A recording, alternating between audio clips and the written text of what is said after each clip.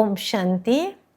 आजिर साकार महावाक्य 23/5/2026। मधुर संतानगण, रावण तुमको बहुत कष्ट देइछि। एबे तुमर कष्ट को दूर करिबा पई भक्त मानकर रक्षक भगवान आसिछंती। प्रश्न, सुपुत्र संतान मानकर मुख्य दुईटी लक्षण सुनाओ। उत्तर, सुसंतान माने सर्वदा माता पिता अर्थात ब्रह्मा सरस्वती को अनुकरण करी सिंहासनर अधिकारी हेबे, पुरुषार्थ रे लागी पड़िबे। दुई, सेमानंकर पितांक प्रति सच्चा स्नेह थिबो। सच्चा स्नेह थिबा पिला माने सर्वदा श्रीमत रे चालिबे। जदि भितरे सत्यता नहीं तेबे बाबांक स्मृति रे रही पारिबे नहीं। गीत भोलानाथ से निराला। ओम शांति। मधुर संतान माने एही भक्ति मार्गर गीत शुणिले उक्त एही गीतर अर्थ को जानी नाहंती। तुमे भगवान कर संतान होइच। भगवान भक्त मानकर रक्षक अटंती। तुमे मध्य भक्त मानकर रक्षक अट। भक्त मानकर रक्षा करुछ। केउ विपद पड़िछि जहा द्वारा भक्त रक्षा पाइबा पई भगवान को डाकुचंती। भक्त मान को रावण बहुत दुख देइछि। रावण संप्रदाय दुख रे पीड़ित होइचंती, तेणु भोलानाथ को मने पकाउछंती। सी होचंती रावण संप्रदाय, ये होचंती राम संप्रदाय। भक्त मान को यहाँ जଣା ही नहीं जे आमर रक्षक किए। जदि ये गायन करथांते भोलानाथ रक्षक अटंती, किंतु किपरि रक्षा करंती यह जानती नहीं। तुमे पिला माने एबे जानिछ जे भोलानाथ शिव बाबा ही बिगड़ी जाइथिबा कथा को ठीक करछंती। दुनिया को तो यह ही जना नहीं जे भगवान काहा को कहा जाए। जदि भगवान का परिचय थांता तेबे तांकर रचनार आदि मध्य अंत को मध्य जानी थांते। ना भगवान को जानिछंती ना रचनार परिचय अछि। तेणु एही परि मनुष्य संप्रदाय को अंध कहा जाए। अन्य पटरे तुमे अछ जहाँ को दिव्य दृष्टि मिली। तुमर नाम होची ब्रह्मा कुमार कुमारी। बोर्ड उपरे मध्य नाम लेखा होईची ब्रह्मा कुमारी ईश्वरीय विश्वविद्यालय। केवल कुमारी होई परिबे नहीं। प्रजापिता ब्रह्मा अछंती ना। पितांक पाखरे पुओ एवं झियो उभय थांती। प्रजापिता ब्रह्मांकर ही एते ढेर संतान होई परिबे। तेबे बुझिबा दरकार या बेहादर पिता अटंती। यहाँ मध्य जानिछंती ब्रह्मा विष्णु शंकर रचयिता बाबा ही अटंती, जहाँ को निराकार कहा जाए। ये बेहादर पिता होई गले। यहाँ मध्य जानिछ परम पिता परमात्मा ब्रह्मा को द्वारा रचना करछंती। समस्त रचना यांकर। सब मनुष्य वास्तव रे शिववंशी अटंती। एबे तुमे प्रजापिता ब्रह्मा कर संतान होइछ। यह होची नुआ रचना। परमपिता परमात्मा ब्रह्मा का द्वारा रचना करछंती, तेणु तुमको ब्रह्मा कुमार कुमारी कहा जाउछि। एते बेहदर संतान अछंती, तेमे निश्चिंत बेहदर संपत्ति नहीं थिबे। संतान माने जानिछंती आमे ब्रह्मा कुमार कुमारी मानकु शिव बाबा पुष्य रूपे ग्रहण करिछंती। शिव बाबा कहउछंती तुमे मोर संतान अट। तुम्हें आत्मा माने मध्य निराकार थिल, किंतु ज्ञान तो साकार दरकार ना। तुम्हें जानिछ आमे आदि सनातन देवी देवता धर्म थिलु। एठी ब्रह्मा को द्वारा रचना होची। शिव जयंती मध्य एठी पालन करा जाउछि। तो एई मगध देश रे ही जन्म नेइछंती। बाबा कहउछंती एई देश बहुत पवित्र स्वर्ग थिला, एबे एहाकु नरक मगध देश बोली कहा जाउछि। तो पुणी स्वर्ग हेबार अछि। तुम मानक बुद्धि रे अछि। शिव बाबा हमको पुनर्बार राजयोग शिखाई पवित्र करछंती। गायन मध्य करंती भक्त मानकर रक्षक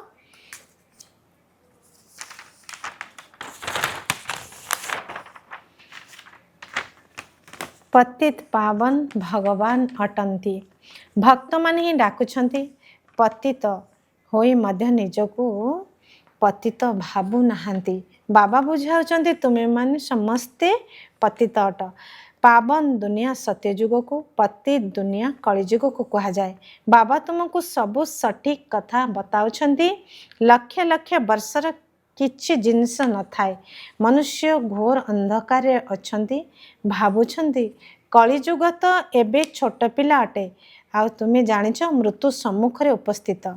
ଅନ୍ଧକାର ଏବଂ ଆଲୋକର ବର୍ଣ୍ଣନ ସଙ୍ଗମରେ ହିଁ କରାଯାଏ। ଏବେ ତୁମେ ଘୋର ପ୍ରକାଶକୁ ଆସୁଛ। ତୁମେ ସତ୍ୟ ଯୁଗରେ ବର୍ଣ୍ଣନା କରିପାରିବ ନାହିଁ। ଏ ଜ୍ଞାନ ସେଠାରେ ରହିବ ନାହିଁ। ଏହି ସମୟରେ ବାବା ବସି ସନ୍ତାନମାନଙ୍କୁ ବୁଝାଉଛନ୍ତି, ତୁମେ ସତ୍ୟ ଯୁଗରେ ସୂର୍ଯ୍ୟବଂଶୀ କୂଳର ଥିଲ, ପୁଣି ଅନ୍ତ ସମୟରେ ଆସି ଶୂଦ୍ର ବଂଶୀ କୂଳରେ ହୋଇଛ, ପୁଣି ଏବେ ବ୍ରାହ୍ମଣ ବଂଶୀ ହେଉଛ। ଏବେ ତୁମେ ହେଉଛ ସର୍ବୋତ୍ତମ ବ୍ରାହ୍ମଣ କୂଳର। ତୁମେ ହେଉଛ ସର୍ବୋଚ୍ଚ। ଏହା ଈଶ୍ୱରୀୟ କୂଳ ଅଟେ ନା? ବାବାଙ୍କ ପାଖକୁ ଆସିଲେ ବାବା ପଚାରନ୍ତି, କାହା ପାଖକୁ ଆସିଛ? ତେବେ କୁହନ୍ତି, ପିତାଙ୍କ ପାଖକୁ। 2 ଜଣ ପିତା ଅଛନ୍ତି, ଜଣେ ଲୌକିକ, ଅନ୍ୟ ଜଣେ ପାରଲୌକିକ। ସବୁ ଶାଳିଗ୍ରାମଙ୍କର ପିତା ଏକ ଶିବ ଅଟନ୍ତି। ତୁମ ବୁଦ୍ଧିରେ ଏହି କଥା ରହିଛି, ଆମେ ଜଣେ ପିତାଙ୍କର ସନ୍ତାନ, ଯାହାଙ୍କ ଠାରୁ ସମ୍ପତ୍ତି ନେଉଛୁ। ନିରାକାର ବାବା ସମ୍ପତ୍ତି ତ ସାକାରଙ୍କ ଦ୍ୱାରା ହିଁ ଦେବେ ନା? ବାବା ନିଜେ କହୁଛନ୍ତି, ମୁଁ ସାଧାରଣ ଶରୀର ଆସି ପ୍ରବେଶ କରୁଛି। ବାବା ଏବେ ପିଲାମାନଙ୍କୁ କହୁଛନ୍ତି, ପିଲାମାନେ ଦେହୀ ଅଭିମାନୀ ହୁଅ, ନିଜକୁ ଆତ୍ମା ମନେ କର। ଏହି ଦେହ ବିନାଶୀ, ଆତ୍ମା ଅବିନାଶୀ ଅଟେ। ଆତ୍ମାକୁ ହିଁ 84 ଜନ୍ମ ନେବାକୁ ପଡ଼େ, ଦେହକୁ ନୁହେଁ। ଦେହ ତ ବଦଳି ଯାଇଥାଏ, ପୁଣି ଅଲଗା ମିତ୍ର ସମ୍ବନ୍ଧୀ ମିଳିଥାନ୍ତି। ତ ଏବେ ଆତ୍ମାକୁ ବେହଦର ପିତା ପରମପିତା ପରମାତ୍ମାଙ୍କ ଠାରୁ ସମ୍ପତ୍ତି ନେବାର ଅଛି। ତୁମେ ହିଁ ଶୁଣି ଧାରଣ କରୁଛ। ତୁମ ଆତ୍ମାରେ ସଂସ୍କାର ଅଛି, ଆତ୍ମାରେ ହିଁ ସଂସ୍କାର ରହିଥାଏ। ଏପରି ନୁହେଁ ଯେ ସଂସ୍କାର ଶରୀରରେ ରହୁଛି ବୋଲି କୁହାଯିବ ନା। ତୁମ ଆତ୍ମାର ସଂସ୍କାର ତମ ପ୍ରଧାନ ହୋଇଯାଇଛି। ଏବେ ତାକୁ ପରିବର୍ତ୍ତନ କରିବାର ଅଛି, ଯାହାକୁ କାୟାକଳ୍ପତରୁ ବୋଲି କୁହାଯାଏ। କାୟାକଳ୍ପ ବୃକ୍ଷ ସମାନ ହୁଏ, ଦୀର୍ଘାୟୁ ହୋଇଥାନ୍ତି। ତୁମେ ଜାଣିଛ ଏଠାରେ ଅଳ୍ପାୟୁ ହୋଇଥାନ୍ତି। ଛୋଟ ଆୟୁଷରେ ମଧ୍ୟ ଅକାଳ ମୃତ୍ୟୁ ହୋଇଯାଏ। ଏବେ ତୁମେ କାଳ ଉପରେ ବିଜୟୀ ହେଉଛ। ସେଠାରେ କାଳ କେବେ ଖାଏ ନାହିଁ, ଅକାଳର କେବେ ଶରୀର ଛାଡ଼ିବେ ନାହିଁ। ତ ତୁମେ ଜାଣିଛ ଏବେ ଏହି ଶରୀର ବୁଢ଼ା ହୋଇଯାଇଛି, ଏହାକୁ ଛାଡ଼ି ନୂଆ ନେବାର ଅଛି। ଶରୀର ଛାଡ଼ିବା ବେଳେ ମଧ୍ୟ ବାଜା ବାଜେ, ଜନ୍ମ ନେବା ବେଳେ ମଧ୍ୟ ବାଜା ବାଜିଥାଏ। ସେଠାରେ କାନ୍ଦିବାର କଥା ହିଁ ନଥାଏ। ତୁମକୁ ଭ୍ରମରୀର ଦୃଷ୍ଟାନ୍ତ ମଧ୍ୟ ବୁଝାଯାଇଛି। ତୁମେ ହେଉଛ ବ୍ରାହ୍ମଣ ବ୍ରାହ୍ମଣୀ। ବ୍ରାହ୍ମଣୀ ଏବଂ ଭ୍ରମରୀର ରାଶି ମିଶିଯାଏ। ଯେଉଁ କାମ ଭ୍ରମରୀ କରେ ତାହା ତୁମେ ମଧ୍ୟ କରୁଛ। ଆଶ୍ଚର୍ଯ୍ୟର କଥା ନା? ଭ୍ରମରୀର କଇଁଛର ସର୍ପର ଦୃଷ୍ଟାନ୍ତ, ଏହା ସବୁ ଶାସ୍ତ୍ରରେ ଅଛି। ସନ୍ନ୍ୟାସୀମାନେ ମଧ୍ୟ ଏହି ଦୃଷ୍ଟାନ୍ତ ଦିଅନ୍ତି। ଏବେ ତୁମେ ପିଲାମାନେ ଏସବୁ କଥା ବାବାଙ୍କ ଦ୍ୱାରା ବୁଝୁଛ। ତାହା ହେଲା ଭକ୍ତି ମାର୍ଗ। ବର୍ତ୍ତମାନ ଅତୀତର ଗାୟନ କରାଯାଉଛି, ଏହାର ପୁଣି ପରେ ଗାୟନ ହେବ। ଏହି ସମୟରେ ହିଁ ବାବା ଏହି ଶରୀରରେ ଆସିଛନ୍ତି। ବ୍ରହ୍ମାଙ୍କୁ ଭଗବାନ କୁହାଯିବ ନାହିଁ, ତେବେ ଏହା ପୁଣି ଅନ୍ଧଶ୍ରଦ୍ଧା ହୋଇଯିବ। ଏପରି ମଧ୍ୟ ମନୁଷ୍ୟ ଅଛନ୍ତି ଯିଏ ରାମକୁ କୃଷ୍ଣଙ୍କୁ ଭଗବାନ ବୋଲି ଭାବନ୍ତି। କୃଷ୍ଣ ରାମକୁ ମଧ୍ୟ ସର୍ବବ୍ୟାପୀ କହୁଛନ୍ତି। କେହି କୃଷ୍ଣପନ୍ଥୀ, କେହି ରାଧେପନ୍ଥୀ ଥାନ୍ତି। ରାଧେ ପନ୍ଥୀବାଲା କହିବେ ସର୍ବତ୍ର ରାଧେ ହିଁ ରାଧେ ଅଛନ୍ତି। କୃଷ୍ଣ ପନ୍ଥୀବାଲା କହିବେ ଯେଉଁଠି ଦେଖ କୃଷ୍ଣ ହିଁ କୃଷ୍ଣ ଅଛନ୍ତି। ରାମପନ୍ଥୀ ରାମ ହିଁ ରାମ ଅଛନ୍ତି ବୋଲି କହିବେ। ଭାବନ୍ତି ଯେ ରାମ କୃଷ୍ଣଙ୍କ ଠାରୁ ବଡ଼, କାହିଁକି ନା ରାମଙ୍କୁ ତ୍ରେତୟା ଯୁଗରେ ଏବଂ କୃଷ୍ଣଙ୍କୁ ଦ୍ୱାପର ଯୁଗରେ ଦେଖାଇଛନ୍ତି। କେତେ ଅଜ୍ଞାନ ଅଟେ। ଏବେ ବାବା ତୁମମାନଙ୍କୁ ବୁଝାଉଛନ୍ତି। କେତେ ଢେର ବ୍ରହ୍ମା କୁମାର କୁମାରୀ ଅଛନ୍ତି, ତେବେ ନିଶ୍ଚୟ ବେହଦର ପିତା ମଧ୍ୟ ଥିବେ। ତୁମେ କାହାକୁ ମଧ୍ୟ ପଚାରି ପାରିବ, କେବେ ପ୍ରଜାପିତା ବ୍ରହ୍ମା ନାମ ଶୁଣିଛ? ବାବା ସ୍ୱର୍ଗର ରଚନା କରୁଛନ୍ତି, ଗାୟନ ମଧ୍ୟ କରାଯାଏ। ବ୍ରହ୍ମାଙ୍କ ଦ୍ୱାରା ବ୍ରାହ୍ମଣଙ୍କର ରଚନା ହେଉଛି। ଯେ ପର୍ଯ୍ୟନ୍ତ ତୁମେ ବ୍ରହ୍ମାଙ୍କ ମୁଖ ବଂଶାବଳୀ ହୋଇନାହଁ, ସେ ପର୍ଯ୍ୟନ୍ତ ଦାଦାଙ୍କ ଠାରୁ ସମ୍ପତ୍ତି ନେଇପାରିବ ନାହିଁ। ବେହଦର ସନ୍ତାନମାନେ ବେହଦର ସମ୍ପତ୍ତି ବାବାଙ୍କ ଠାରୁ ନେଉଛନ୍ତି।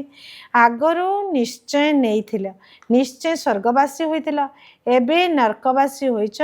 तो एबे पुणी प्रजापिता ब्रह्मा द्वारा परमपिता परमात्मा विष्णुपुरी अर्थात स्वर्ग रचना करुछंती। केते सहज अटे। शिव बाबा पचारुचंती तुम पाखरे ज्ञान पूर्वर थिला? ब्रह्मा का आत्मा ही कहूची मो पाखरे ज्ञान नथिला। मु मध्य विष्णु को पुजारी थिली। जी पूज्य थिले से माने एबे आसी पुजारी होइछंती। एबे पुणी बाबा आसी पुजारी रु पूज्य देवता करुछंती।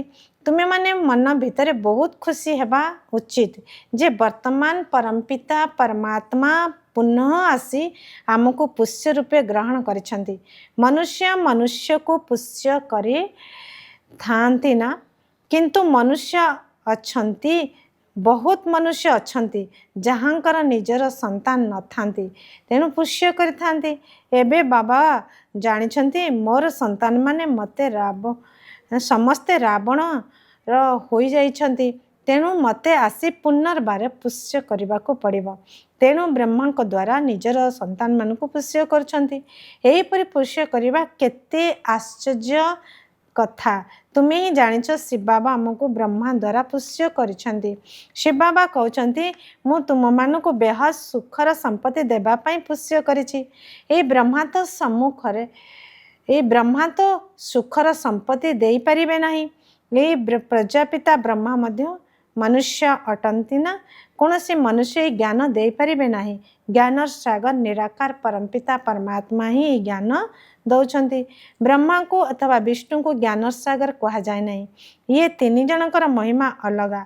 ज्ञान सागर पतित पावन एकमात्र बाबा ही अटंती। जहाँ ठारू दुख तो मिले तांको ठारू मुक्ति तांको ठारू मुक्त करा जाई थाए। बाबा मध्य एठाकू आसी रावण ठारू आमको मुक्त करुछंती। रावण राज्य मध्य एठी होईची, एठी ही रावण को जलाउछंती। जलाई पुणी कहउछंती सुनार लंका लोटिबा को जाउछु। तांको तो किछि जणा नहीं जे रावण क्यों समय शत्रु। भाबुचंती जे रामों को सीता चोरी हैला। एक कथा बुझुनांती जे आमे होचु समस्ते सीता। आमे रावणर जेल रे पड़ी जाइछु। ए ज्ञान का पाखरे भी नाही। खाली बसी कहानी शुणाती। शिव बाबा कहउचंती मु दूर देशर निवासी ए परदेश को आसीची। ए पतित दुनिया होची पुरुणा रावणर दुनिया। डाकुचंती हे बाबा आसो आम आमी पतित हो जाइछु।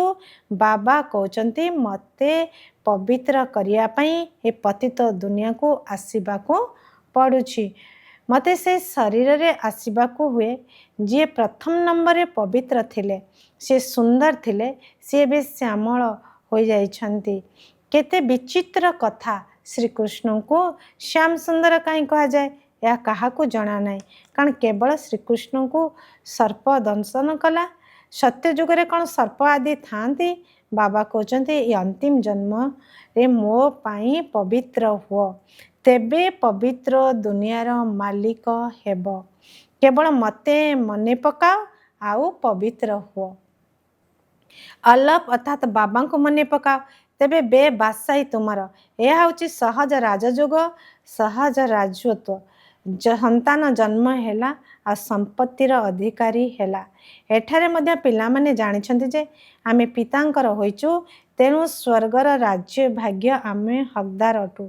एबे बाबा कहउचंती सत प्रधान तुमे तम प्रधान हो जाइछ। पुणी सत प्रधान हेबार अछि। योग एवं ज्ञान शिखाइबारे गोटे सेकेंड लागे। संतान जन्मला ता तो निश्चिंत अधिकार हैला। तुमे बाबांकर होइछ तेबे राजधानी संपत्ति तुमर, किंतु राजा राणी तो समस्ते हेबे नाही। यह होछि राजयोग। राजा राणी प्रजा सावकार गरीब सब दरकार। सेति पाई रुद्रमाला मध्य तैयारी होइछि, जहा को भक्ति मार्ग रे जप करंती।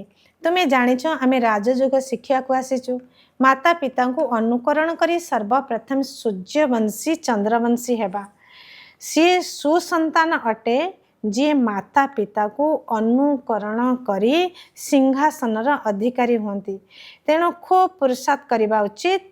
बाबा कहते मते मने पका किंतु मने पकाऊ नाहंती, श्रीमत पालन करूना, निज भितर सत्यता नहीं।